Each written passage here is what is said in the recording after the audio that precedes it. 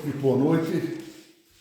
Apresento os meus melhores cumprimentos a todos aqueles que têm acesso a essa nossa exposição pela Arpen Goiás.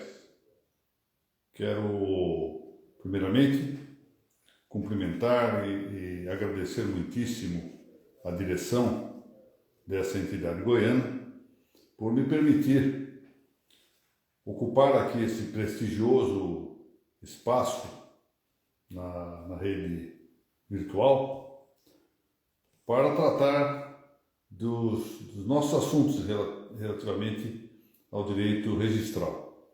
Agradeço, portanto, ao Dr. Bruno Quintiliano Silva Vieira, digno presidente da Arpen Goiana, e a minha estimada amiga Evelyn Antonioli Valente, diretor dessa entidade. Muito bem.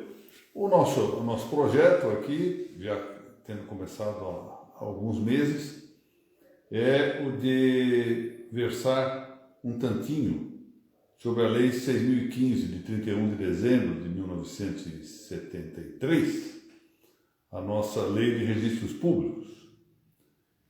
E digamos assim, uma espécie de uma excursão por essa lei. O objetivo não é, de modo algum, trazer aqui aprofundamentos excessivos a respeito do tema, mas sim fazer uma caminhada por ela. Essa é a proposta que foi feita pela minha querida amiga, a doutora Thaís Morcelli de Castelo Branco, que é registradora lá no estado do Ceará, e que eu abracei com muito gosto, porque, como lhes venho dizendo em reuniões anteriores, é a oportunidade que temos de repassar essa lei, que afinal de contas é uma lei já bastante antiga, com quase 50 anos de sua edição, e um pouquinho menos, 3 anos menos,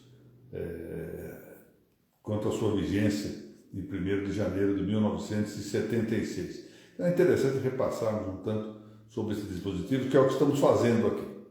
Bom, agradecendo, portanto, a generosidade desse público que nos acompanha, nós há 15 dias começamos a tratar nesse nosso encontro sobre o tema da responsabilidade civil dos registradores, matéria que está particularmente centrada no artigo 28 da Lei 6.015 e que se repete, de algum modo, no artigo 22 da Lei 8.935, de 18 de novembro de 1994.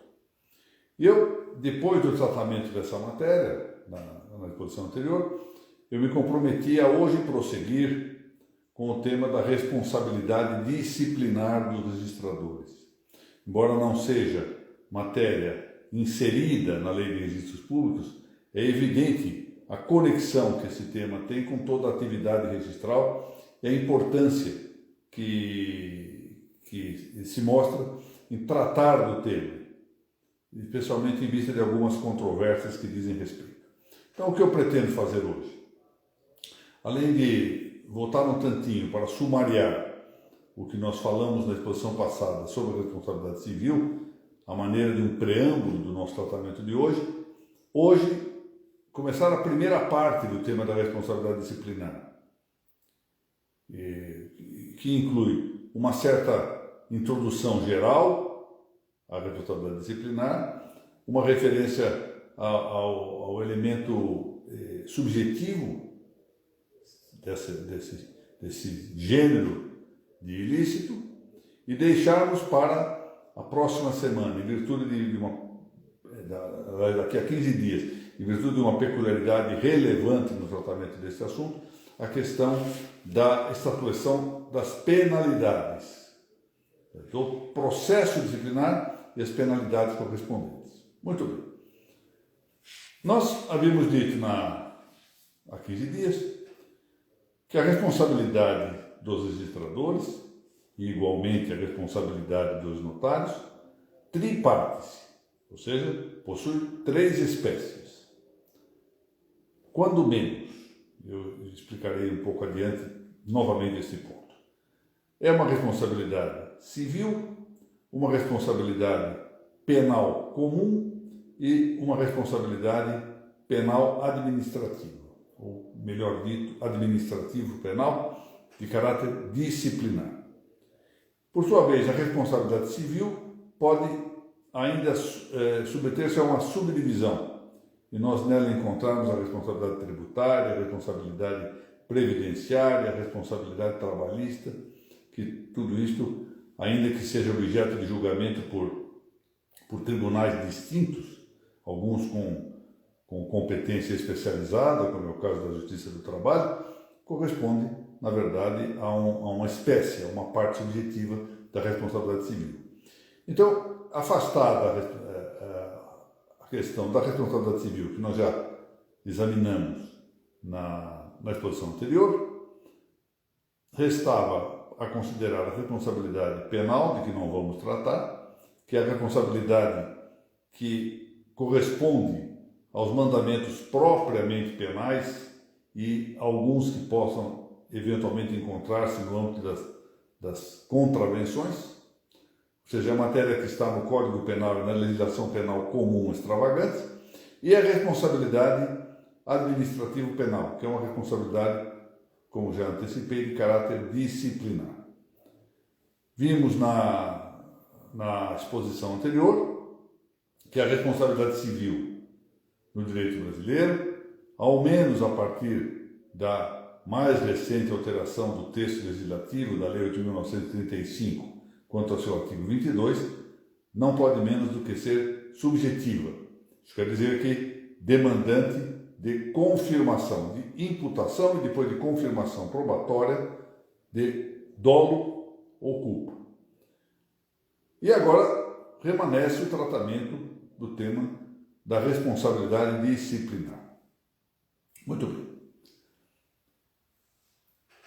É preciso que nós prestemos atenção nessa matéria em uma afirmação de base que nem sempre tem sido considerada a contento, quer pelos doutrinadores, pelo menos por uma parte extensa de bons doutrinadores, diga-se de passagem, quer pela jurisprudência pretoriana. E é que a responsabilidade disciplinar é uma espécie da responsabilidade penal. Significa dizer que nós temos, no fundo, uma dúplice responsabilidade penal, a penal comum e a penal disciplinar. E essa penal disciplinar, sendo espécie da responsabilidade penal geral, leva à conclusão, que aliás já é hoje uma doutrina que se pode dizer assente no direito estrangeiro, de que o direito sancionador, o direito de sanções, possui uniformidade e unicidade, ou seja, é um direito unitário. E dessa maneira, quando se afirma que o direito disciplinar, direito penal disciplinar, direito administrativo penal, são expressões significando exatamente esse nosso tema das sanções administrativas, das punições disciplinares que se infligem aos registradores e aos notários, ou que se pode infligir a eles, essas sanções estão sujeitas também aos mesmos princípios que regem o direito penal material e o direito penal formal. Quer dizer isto, que tanto no plano do direito penal substantivo quanto no direito penal processual, falemos de outra linguagem, no Código Penal e do Código de Processo Penal, os princípios que ali se encontram aplicam-se também na matéria do direito disciplinar. Isso significa dizer, já à partida, que o tema central de que nós nos devemos ocupar, que é o da responsabilização, da imputação, exige o elemento subjetivo. Não há crime sem culpa, é uma expressão conhecida. Nullum crimen sine culpa. Não há crime, não há delito sem que haja culpa. Culpa aqui em sentido lato, envolvendo a culpa em sentido estrito, negligência, prudência, imperícia. como antigamente se classificava, hoje tudo isso está unificado sob uma categoria só, imprudência. Então, quando se fala em culpa em sentido estrito, culpa stricto sensu, pensa-se diretamente no caso da imprudência. A imprudência abarca como conceito as noções de negligência e de imperícia. O imperito é sempre alguém imprudente de algum modo, que confia nas habilidades e não tem perícia para realizar, não tem, portanto, destreza para realizar. E o negligente é aquele que é imprudente por falta de cuidado. Portanto, essa unificação é bem-vinda e favorece a apreciação, facilita, simplifica a apreciação dos casos. Isso é um caso de culpa, portanto, em sentido estrito. E o dolo, que consiste em uma advertência, em um consentimento dirigido à prática de determinado ato. Então, isso significa quando se fala que nullum crimen sine culpa, ou seja, nenhum crime sem culpa. Não há crime se não houver culpa. Não existe, portanto, essa modalidade objetiva. É o que se diz de uma conduta que baste objetivamente a considerar-se criminosa, independentemente da intenção ou da culpa de alguém. Então, para dar um exemplo amplo, um sonâmbulo que pratica uma conduta criminosa, ou alguém que distraidamente num dia de chuva apanha um guarda-chuva pensando que é o próprio e saindo com ele, já tem ali caracterizado o crime independentemente da intenção, independentemente da advertência relativa à ilicitude da conduta, ou seja, independentemente de ter ou não ter consciência da antijuridicidade de sua conduta. Pois muito bem. Se se pode, pois, do campo do direito penal, e isto é pacífico, afastar o que se designa normalmente de versarismo. Versarismo é uma expressão que consagra no vernáculo, em nosso vernáculo português, uma célebre indicação, expressão latina, versare in re illicita, ou seja, o simples fato de tratar, de versar com uma coisa ilícita, de incidir numa coisa ilícita, já seria bastante, segundo uma posição do versarismo, ou seja, uma posição versarista, para caracterizar o crime, independentemente da culpa ou dolo. O estilo do direito penal contemporâneo é tido como realmente equivocado. Aliás, não só no direito penal contemporâneo, é preciso dizer que a crítica ao versarismo já vinha da Idade Média, ou seja, na Baixa Idade Média, nós já contemplamos lá os estudos correspondentes ao direito penal, afastando a possibilidade de se caracterizar um crime meramente por seu aspecto objetivo. Ora, se isso se aplica ao direito penal em geral, conforme, volto a dizer, um assentamento que se pode dizer pacífico no direito contemporâneo. Pacífico. Se, por outro lado, nós afirmamos, como eu afirmei, a unidade ou unicidade do direito sancionatório, tal que o direito penal disciplinar, direito administrativo penal, seja uma parte subjetiva do direito penal comum, nós devemos aplicar esse princípio do direito penal comum também ao direito penal disciplinar. Então, o que nós dizemos para o direito penal comum, nullum crimen sine culpa, ou seja, nenhum crime sem culpa, nós devemos estender, difundir ao direito disciplinar e também dizer, embora afastando aí a palavra crime, usando nullum illicitum sine culpa, ou seja, não há nenhum ilícito sem culpa. Não pode haver um ilícito disciplinar sem culpa. Portanto, essa é uma questão, eu volto a dizer, principiológica. E ao afirmar-se deste modo, essa questão de princípio, portanto, de que não pode haver um ilícito disciplinar sem culpa, da mesma sorte como não pode haver delito ou crime sem culpa, nós afastamos a ideia da responsabilização objetiva no campo disciplinar dos registradores.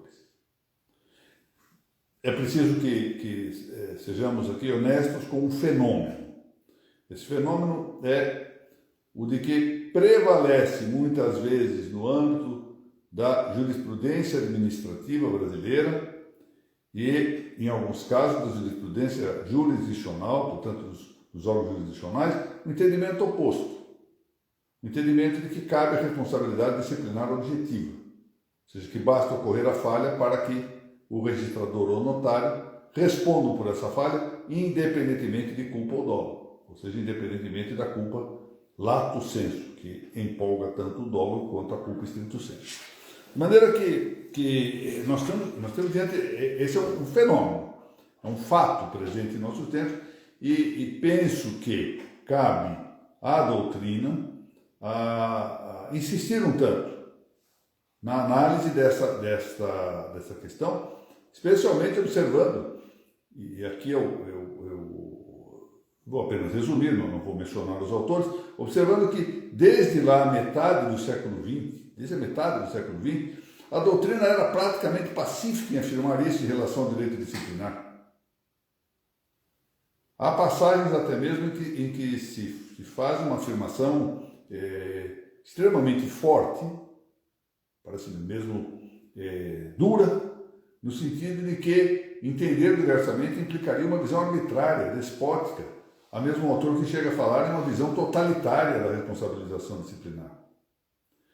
Daí que nós devamos, claro, com a linguagem moderada, positiva, porque estamos num ambiente de razoabilidade das discussões, procurar mostrar que não é possível uma responsabilização penal, seja ela de direito comum, seja ela de direito disciplinar, sem que se ponha em destaque o campo da culpa. Então não cabe a responsabilização penal disciplinar objetiva, e sim é de exigir a responsabilização penal disciplinar subjetiva, isso é, examinando o elemento subjetivo. Tanto para a imputação, é preciso que desde a imputação se diga qual o comportamento que está sendo atribuído ao registrador, se é um comportamento culposo, lato sensu, stricto sensu, ou se é um comportamento doloso, que é para que ele possa defender-se. Se simplesmente se imputa, se atribui um fato a uma pessoa, dizendo que ela agiu de determinado modo, sem dizer se o fez culposa ou dolosamente, ela não consegue defender-se. Tem que defender-se numa via eventual, uma via disjuntiva, alternativa. Isso é uma forma de vulnerar o direito de defesa. Esse é outro aspecto, porque então se tem aí uma possível inflição de pena sem concessão adequada dos meios defensivos. Muito bem. Nós temos agora farei aqui um acréscimo em matéria de fato, para que entendam por que, até mesmo do ponto de vista factual, é muito cômodo mostrar que não poderia ser de outro modo, que não poderia ser resumido ao tema objetivo, ou seja, com independência da culpa lato sensu, culpa e dolo, portanto, a imputação de uma conduta ilícita ao registrador ou ao notário. Nós sabemos que o sistema registral brasileiro, igual o que se passa também com o sistema notarial, é um sistema que se diz sistema de cartorialidade. O que é o sistema de cartorialidade, o sistema cartorial? É um sistema em que há a colaboração de várias pessoas para uma tarefa comum que é liderada, dirigida, norteada pelo registrador, ou quando se trata das notas, pelo notário. É no bojo dessas atividades, próprio ter ofício, portanto, quando eles estão exercendo o ato de seu ofício, que pode ocorrer um ilícito. Vemos aí, por exemplo, no registro civil das pessoas naturais, o desaparecimento de uma ficha, a supressão da folha de um livro, a adulteração de um registro.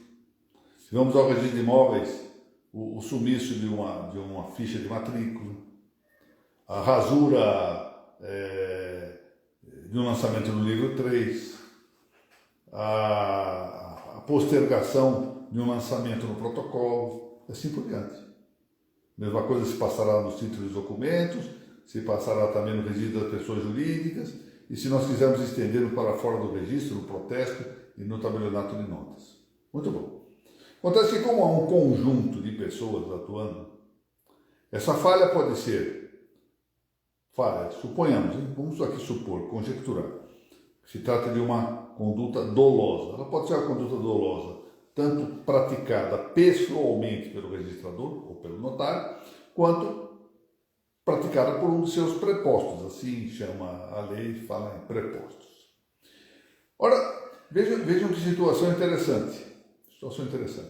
Quando a lei 8.935 de 1994 entrou em vigor, alguns começaram a discutir se a possibilidade de disciplinar da parte exercida pelo Poder Judiciário Estadual, que é a interpretação que se deu na continuidade do sistema anterior ao artigo 236 da Constituição Federal, se essa competência disciplinar abrangia os prepostos, colaboradores, cooperadores, como quer que os chamemos, que não estivessem sujeitos àquele regime que se tinha por quase estatutário ou mesmo por estatutário.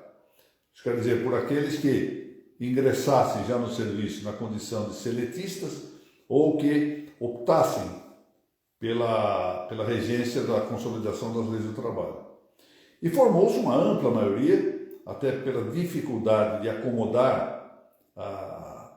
uma disciplina diversa ao quadro da relação trabalhista, que as penalidades previstas na Lei 8.935 somente poderiam aplicar-se ao registrador e ao notário, claro, mas não aos seus colaboradores.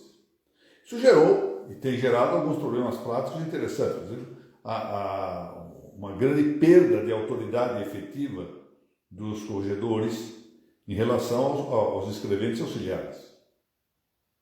Situações, por outro lado, curiosíssimas, ou seja, em que o registrador toma a posição de afastar, depois de uma falta grave, um determinado servidor, com o apoio do corregedor permanente, que eventualmente examina os fatos, se indica e verifica tudo, e a Justiça do Trabalho manda eventualmente, o entendimento que a Justiça do Trabalho entende que não houve falta grave.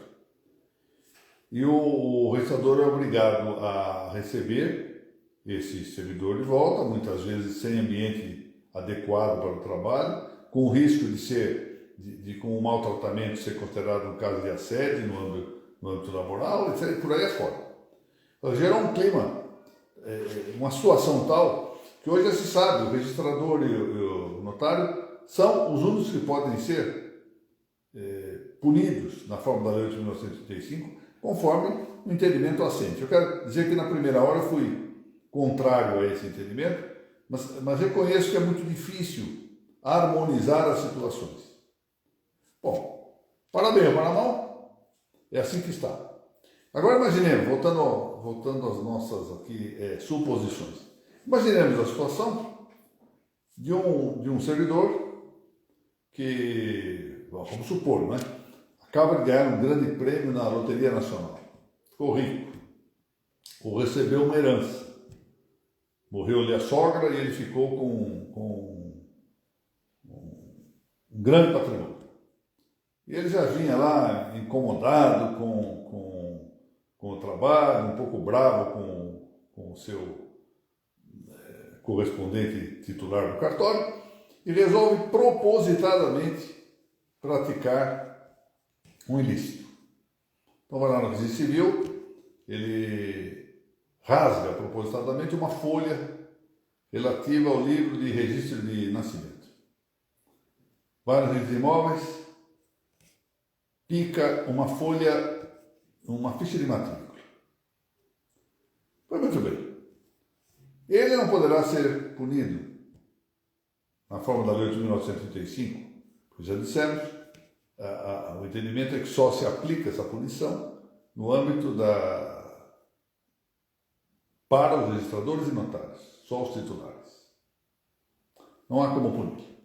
Se não há como punir, a punição, se caracterizar a ideia de que só cabe examinar o fato objetivo, ou seja, não é possível estender a análise a investigar culpa ou dolo, a não ser eventualmente para a mensuração punitiva, mas não para a caracterização do ilícito, caberá ao registrador responder por alguma forma punitiva. Isso não é, bom, quero dizer, claro, o exemplo é caricatural, não é dos mais comuns, mas o fato é que frequentemente ocorrem situações de algum modo assimiladas a isso, ou similares. Eu sei de um caso, por exemplo, aqui no meu estado, em que houve a falsificação de guias de recolhimento das custas estatais. O registrador foi obrigado a arcar com o prejuízo econômico e depois estava numa situação extremamente complicada. Porque, embora tenha demitido o autor da façanha, né, do desvio e da falsificação, que foi matéria de processo penal, etc., não sabia se comunicava ou não ao corregedor permanente. Porque se ele comunica que houve a falta, e diante da ideia de que a responsabilidade é objetiva, independente de culpa, e quem responde por ela, ou seja, há um verdadeiro traslado da ação.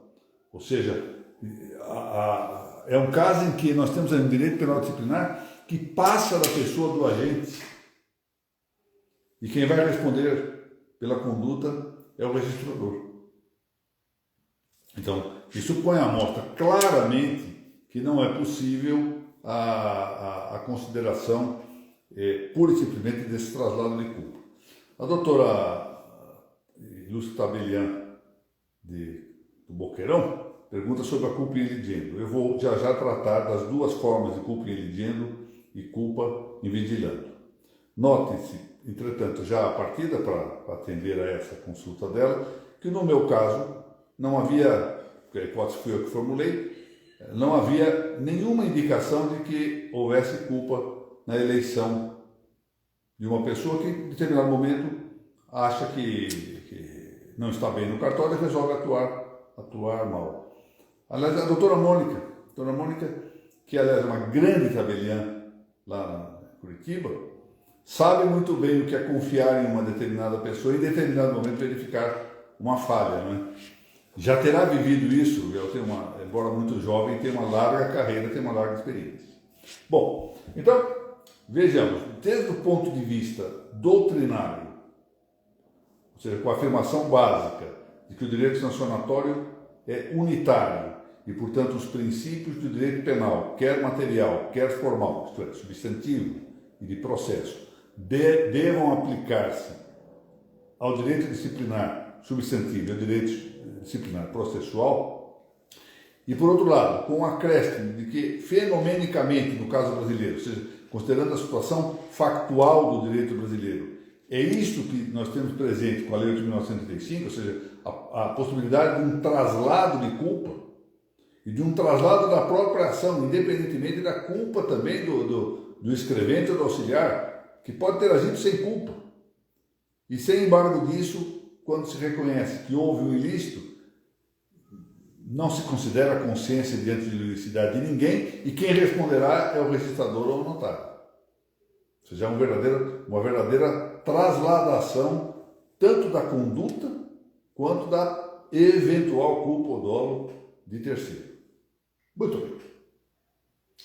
Agora vamos avançar para tratar disso que a doutora Mônica aqui referiu, que é, na verdade, já, então, a análise que não estanca no campo da responsabilização objetiva. Por quê? Porque no campo dessa responsabilidade objetiva não se examina culpa nem dolo. Ela não tem nenhuma importância, essa matéria. Basta ver o fato. Houve um fato. O fato é ilícito, pune-se.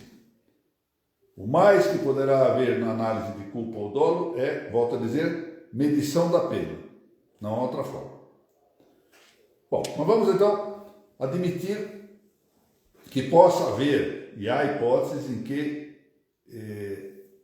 poderá parecer que ocorra um traslado da ação e da culpa correspondente, o dolo, para o registrador. Vamos ver como isso se passa. Verdadeiramente não há esse traslado. O que é assim, e isso a doutora Mônica apontou aí, ela tem razão, é a possibilidade de nós reconhecermos, já não é caso de direito subjetivo, de responsabilização objetiva, mas de responsabilização subjetiva, a ocorrência de culpa in vigilando e culpa in eligendo, ou seja, a última culpa na eleição do colaborador e a outra culpa na vigilância do seu serviço. Vamos então verificar como isto deve ser considerado. A culpa in eligendo impõe que, quando eu eleja alguém para auxiliar-me, suponha um registrador, o mesmo caso da doutora Mônica, que é uma tabelinha de notas, vai eleger alguém para auxiliá-la, ela tenha uma certa previsão, uma certa prognose de tendência. O que é isso? Prognose de tendência ou previsão de um certo comportamento reiterado de alguém. Vamos admitir o seguinte: eu resolvo sair daqui e apanho um ônibus aqui na cidade de São Paulo para ir para Goiânia. Então há uma certa certeza de tendência, certeza de destino. Se eu peguei o ônibus em São Paulo dirigindo-me para Goiânia, há um prognóstico de que eu chegarei a Goiânia. Mas muita coisa pode ocorrer no caminho. Eu posso morrer no caminho, ter um infarto, morrer. Lembremos que as pessoas não morrem só de uma doença, morrem de várias. O ônibus pode quebrar no meio do caminho, pode bater. Eu posso desistir da viagem, dizer, não vou. Eu como demais quando vou lá com o Dr. Rodrigo, vamos lá no restaurante comer leitão, não vou mais ali, eu como demais, não farei isso. Bom, muita coisa. Agora, há uma prognose. Isso aqui é o que importa para a caracterização da boa eleição. Se eu digo, por exemplo, para o registrador me consulta, olha, eu estou contratando fulano, é bom assim, excelente pessoa. Então, escolhi bem. Agora, pode ser que ao longo do tempo, isso aí, embora haja uma certeza de tendência, uma prognose de tendência, pode ser que ele pratique um ato ilícito. Disto ninguém escapa. Como dizia o grande Roger Mello, no livro, logo a abertura do Tratado de Direito Penal dele, todos nós somos criminosos virtuais. Ou seja, o que quer dizer isso? Todos nós temos potencialidade de praticar crimes, de cometer ilícitos. Então, a escolha, a culpa in eligendo, está inicialmente no momento inaugural. Ali é que eu vou, primeiramente, caracterizar se eu elegi bem ou elegi mal. Se diversamente eu pretendo contratar alguém e alguém me diga, olha, cuidado, ele já foi condenado 3 vezes por estelionato, vive embriagado, deu golpe no cartório tal, no cartório qual, etc, etc. Bom, então peraí. Se eu contratar sabendo tudo isso, eu tenho culpa na eleição. Mas não é possível retroceder no ilícito, pura e simplesmente, para dizer que porque alguém se comportou ilicitamente, eu elegi mal. Não. Há um momento de autenticidade na eleição. Aquele é o momento em que há a minha culpa ou não. Não depois, não quando cometo o ilícito. Eu não posso retroceder o ilícito e dizer, então elegi mal. Ou seja, não houve culpa. Eu posso ter elegido mal, mas não elegi culposamente. Elegi com advertência de que se tratava de uma boa pessoa, uma prognose. Os comportamentos humanos são contingentes. Não é possível que nós eliminemos o pecado original e depois achemos que, uma vez escolhido alguém, não pode errar nunca. Então, vamos entender. Primeiro ponto. Em linha de princípio, a culpa in eligendo tem o seu momento de autenticidade, é o momento da escolha. Não é possível, pura e simplesmente, retroceder o ilícito póstero para dizer que então eu tive culpa em eleger alguém, quando eu não tinha os elementos adequados para prognosticar uma má conduta. É verdade, por outro lado, que essa mesma culpa in eligendo, a culpa da eleição, pode apresentar outros momentos de autenticidade. Vamos lá, um exemplo. Escolhi bem há 15 anos atrás para auxiliar-me no cartório de registro o Tício. Nos últimos 3 anos, Tício teve um problema, se separou da mulher, anda frequentemente embriagado, dá-se aos jogos de azar, está perdendo muito dinheiro em jogo de azar, espera um pouco. Agora, então, eu já não posso deixar que ele trabalhe no caixa, por exemplo. Portanto, surgiu um fato novo que alterou a prognose, e aí eu posso ser culpado em eleger a manutenção dele. Já não é a eleição inaugural, mas é a eleição de perseverança no trabalho.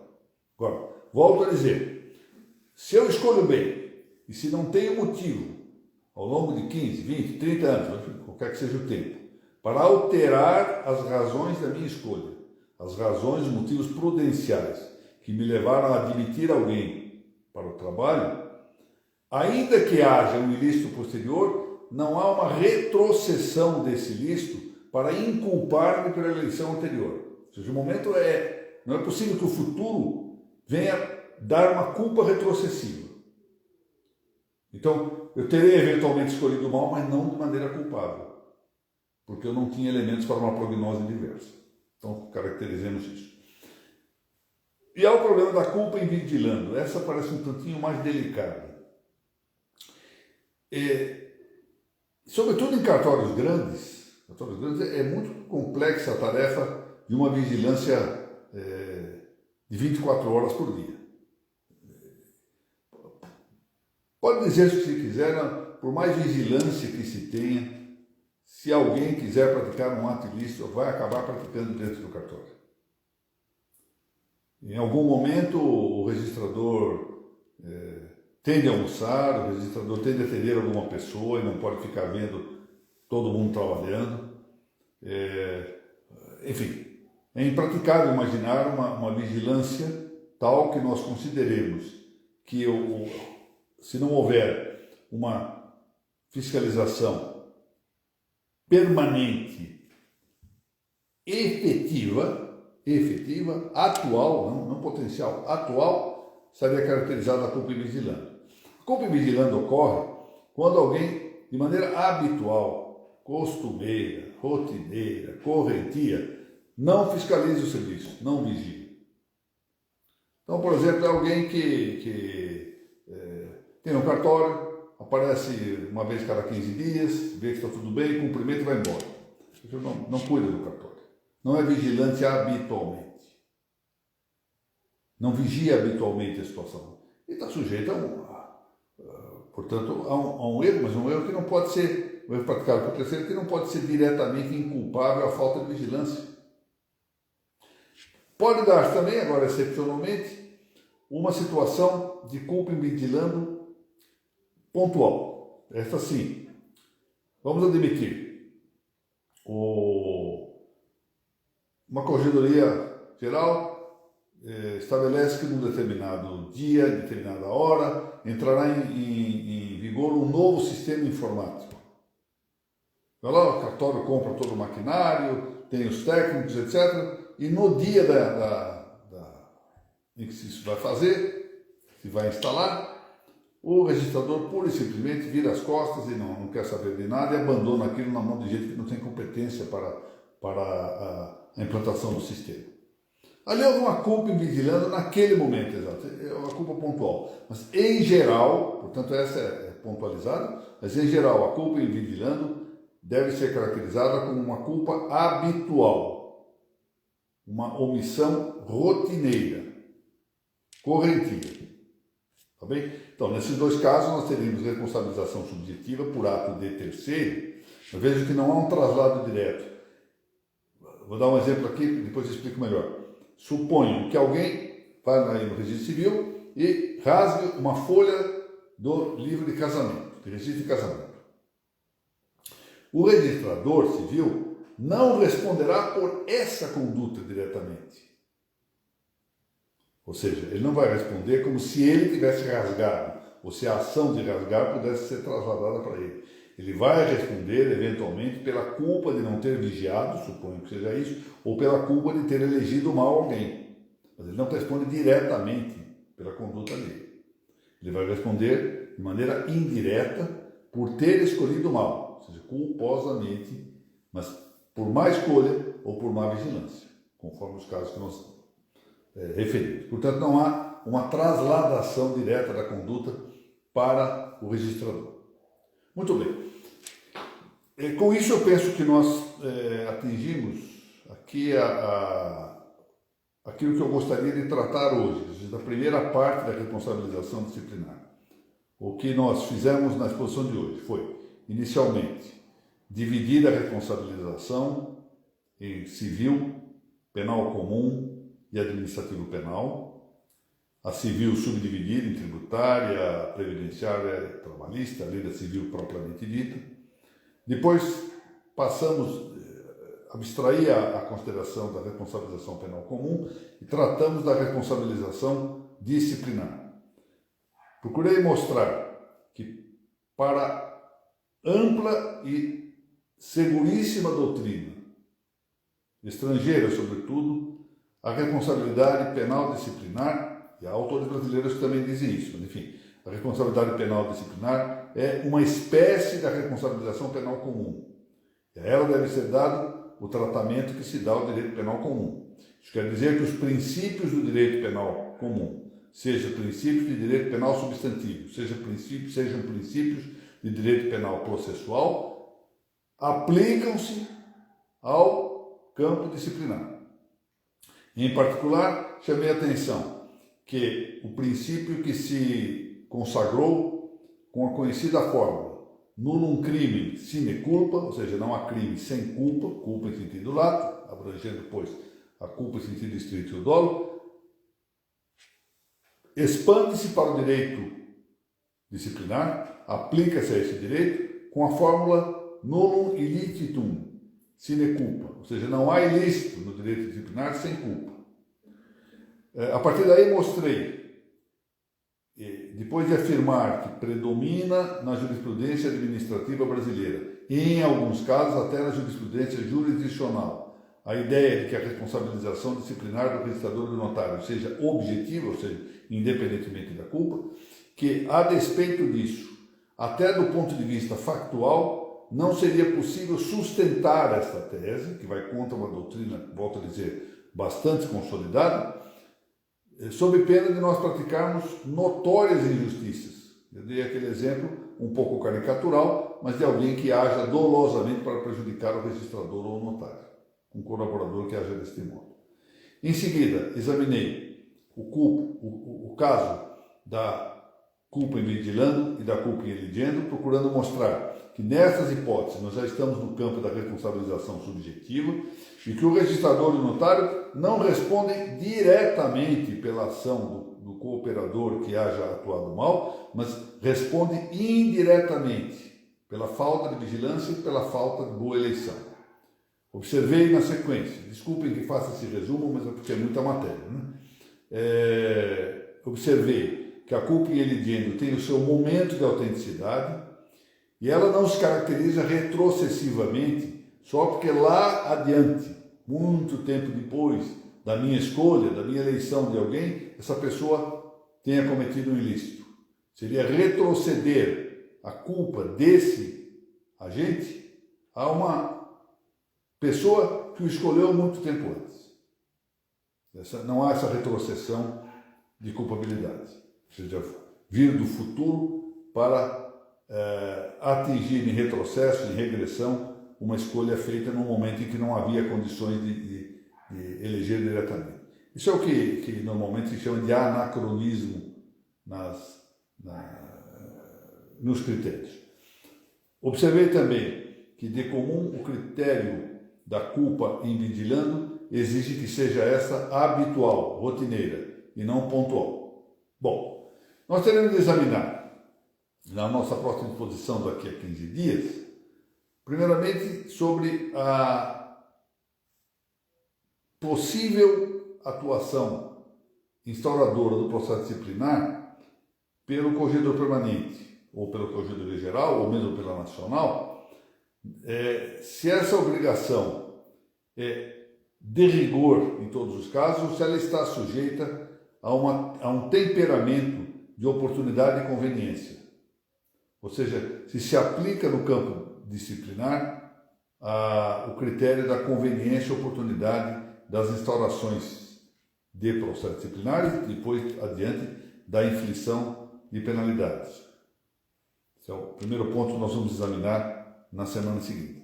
E adiante, vamos tratar das sanções que podem ser aplicadas aos notários e registradores, em particular, se há previsão, se há estatuição, melhor dizendo, se há estatuição, combinação,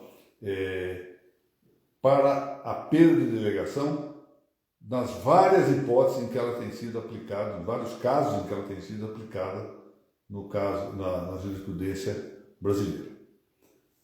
Com isso eu quero aqui encerrar essa minha exposição.